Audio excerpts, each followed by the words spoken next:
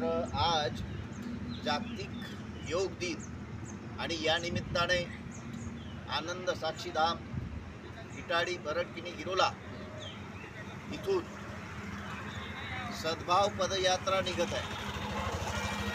या पदयात्रेचा योग दिनानिमित्ताने प्रत्येक जिल्ह्यातील प्रत्येक तालुक्याच्या ठिकाणी योग दिन म्हणून साजरा केला, परंतु गाव खेड्यात देखील योग साधना करता यावा याकरिता महाराष्ट्रातील प्रत्येक खेड्यात पार्क तयार व्हावा याकरिता महामंडलेश्वर श्री श्री 1008 स्वामी साक्षी धम्मदेव महाराज यांनी साकोली किताळीपासून ते भंडारा पर्यंत पायदळ चालत जिल्हाधिकारी यांना निवेदन महाराष्ट्र शासनाला पाठविण्यात आला।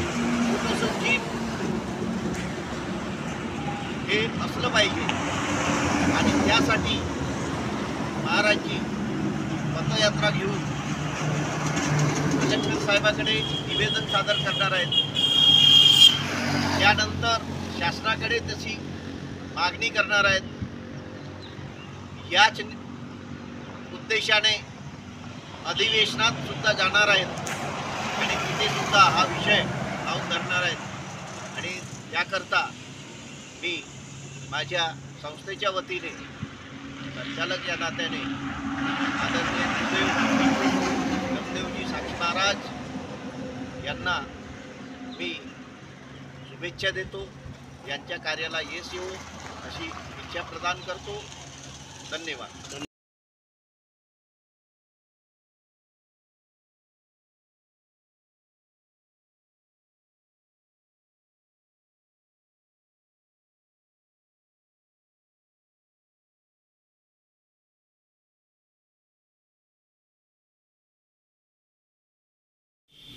नमस्कार मित्रांनो, भंडारा एक्सप्रेस न्यूज चॅनलमध्ये आपलं स्वागत आहे।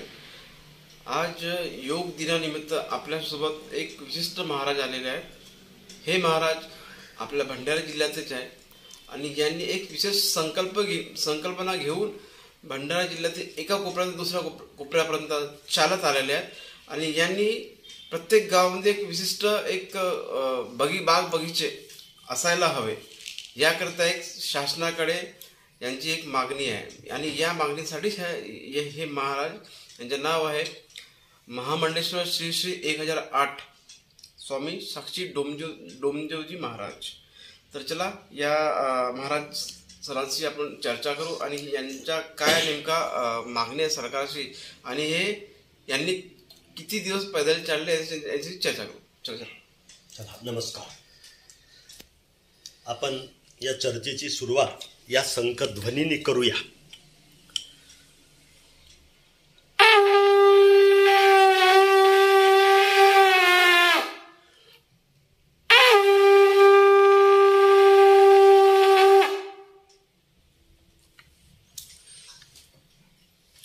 काल या संकध्वनीचा निनाद करून मी बाहेर निघालो। माझ्या आयुष्यात मला बदल करायचा तर या संघाचा निनाद आणि जिल्ह्यामध्ये एक नवा बदल करायचा आहे तो मी संकल्प केलाय। ध्वनीचा या संघाचा आवाज कर। शहर आणि खेडे, शहरामध्ये संपन्न समृद्ध श्रीमंत वेल एज्युकेटेड लोक राहतात, त्यांच्यासाठी सगळ्या सुविधा आहेत।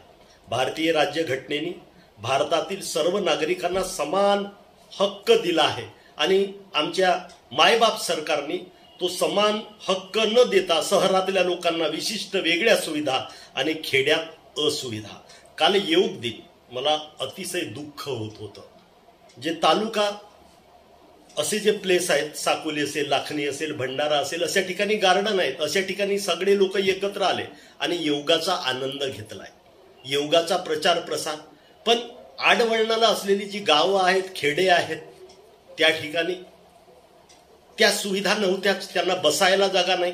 म्हणून मायबाप सरकारला माझं हे सांगणं आहे, माझं मागणं आहे की प्रत्येक गावामध्ये गाव तिथे शाळा, शाळा गाव तिथं हॉस्पिटल, गाव तिथं गार्डन, तसं गाव तिथं गार्डन असावं आणि त्याच्यामध्ये योग साधना करता येईल आणि जिम आणि आधुनिक जी व्यायामाची जी साधनं आहेत ती असावीत आणि गार्डन असावं, उद्यान असावं आणि ते खेड्यात अधिक गरजेचं आहे। खेड्यामध्ये शेतकरी राहतो हाडाची काढं करतो, रक्ताचं पाणी करतो, राब आयुष्यभर राबतो. आणि जेव्हा राबणं होत नाही त्या विशिष्ट वयानंतर त्याचे जेव्हा विश्रांतीचे दिवस असतात तेव्हा त्याला त्याच्या घरात पण तसं वातावरण नाही, बसायला जागा नाही, त्या मोहल्ल्यात नाही, त्याचा शेजारही गरीब आणि गावामध्ये सगळ्या असुविधा, कुठं जाऊन बसावं.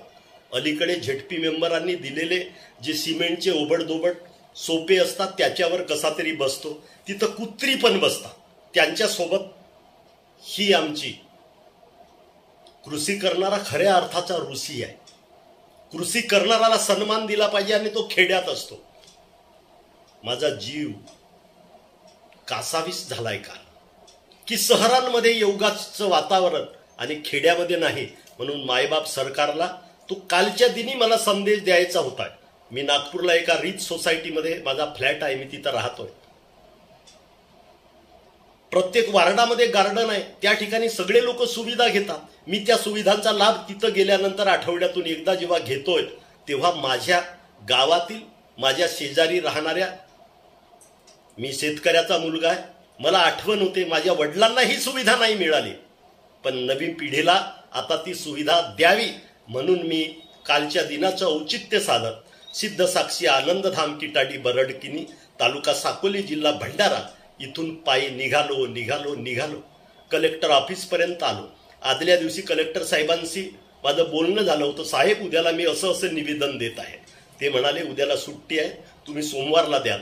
पण म्हटलं दिनाचं औचित्य आहे, काही तुम्हाला सुविधा करता आली, कोणी प्रतिनिधी निवेदन स्वीकारण्यासाठी ठेवता आला तर. ते म्हणाले जरा गैरसोयीचं होईल. मलाही वाटलं मी साधू आहे, दुसऱ्याची असुविधा होऊ नये, कर्मचाऱ्यांवरही लोड असतो, सुट्टीचा आनंद त्यांना घेऊ द्यात म्हणून या विश्राम भवनात भंडाऱ्याला 3 दिवसीय माझा मुक्काम आहे. उद्याला 12 वाजता नंतर कलेक्टर साहेबांना हे मी निवेदन देणार आहे. कलेक्टर साहेबाच्या माध्यमातून माननीय देवेंद्र फडणवीस साहेब मुख्यमंत्री महाराष्ट्र राज्य मंत्रालय मुंबई, त्याची प्रतिलिपी दोन्ही उपमुख्यमंत्री आणि राज्यपाल साहेब यांना मी देत आहे. आणि गावागावामध्ये हा शंखनाद करून सांगणार आहे. येणाऱ्या आपल्या आमदाराला विचारा, माझ्या गावामध्ये उद्यान, खेळाचे साहित्य, असा गार्डन तुम्ही करण्यासाठी काय करणार आहात पुढच्या विधानसभेच्या वेळी, आणि याही आमदारांना विचारा. हे गावागावात जाऊन मी जागर मांडणार आहे, महाराष्ट्र पिंजून काढणार आहे. माझं वय 60. मी सेवानिवृत्त शिक्षण विस्तार अधिकारी या पदावरून सेवेतून या कामासाठी ॲडव्हान्स नोकरी सोडून मी मोकळा झालोय की मला सेवा करायची आहे. सेवेला निमित्त पाहिजे. अनेक विषय आहेत या महाराष्ट्रात. एखाद्याने एक विषय घ्यायचा, मी एक विषय घेतलाय की महाराष्ट्रातील प्रत्येक गावात एक चांगलं उद्यान असावं आणि त्यात जिम सारखी खेळाचे साहित्य ते असावेत. या मागणीसाठी पुढील माझं आयुष्य मी समर्पित करत आहे, त्यासाठी मी आलोय. बरे असो. हे आहेत दमदोजी महाराज. यांच्या मागण्या खरंच रास्त आहेत आणि या मागणीवर सरकार नेमकं काय करते हे आपल्याला बघायचे आहे. मी अजय मेश्राम, राकेश आमकेसोबत भंडारा.